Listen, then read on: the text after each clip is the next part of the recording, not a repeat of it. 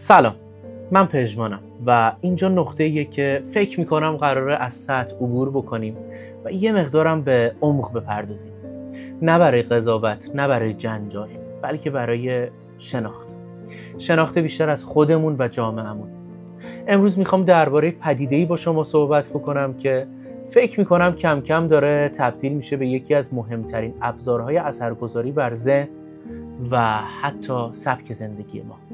درسته، ریالیتی شوها، برنامه‌های مثل عشق ابدی و برنامه‌های نظیر اون که من میدونم که در حال ساختنن، که میلیون‌ها نفر رو پای صفحه‌های تلویزیون و موبایل و لپتاپ میخکوب میکنن.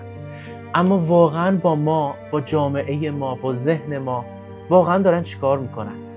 آیا فقط سرگرم کننده هستن یا اینکه دارن معیارهای ما رو از روابط، عشق، موفقیت و حتی هویت شکل میدن؟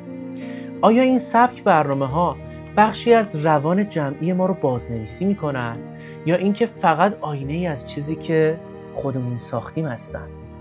اینا سوالای کوچیکی نیستن ها، خیلی مهمن، اهمیت خیلی بالایی دارن و من به خاطر همین تصمیم گرفتم که تو برنامه تخصصی با حضور روانشناس‌ها و جامعه شناس‌های برجسته این پدیده رو بررسی بکنم. نه برای حمله به یه برنامه خاص، نه برای دفاع کورکورانه، بلکه برای اینکه بفهمیم ما در مواجهه با این محتواها چقدر انتخابگر هستیم و چقدر تأثیرپذیریم. انتخابگر بودن و تأثیرپذیر بودن میزانش خیلی مهمه. تو این برنامه قراره درباره موضوعاتی مثل تأثیر الگوهای احساسی و رفتاری بر نوجوانان، نرمال سازی دروغ، خشونت کلامی یا رقابت‌های ناسالم، نقش الگوریتم‌ها در هدایت احساسات جمعی و حتی تأثیر اون برنامه‌ها بر تصویر ما از خودمون، بدنمون و روابطمون صحبت بکنیم. پس خیلی مهمه. ما هیچ کسی رو قضاوت نمی‌کنیم و نخواهیم کرد. ما طرفدار یا مخالف یک شغل خاص نیستیم.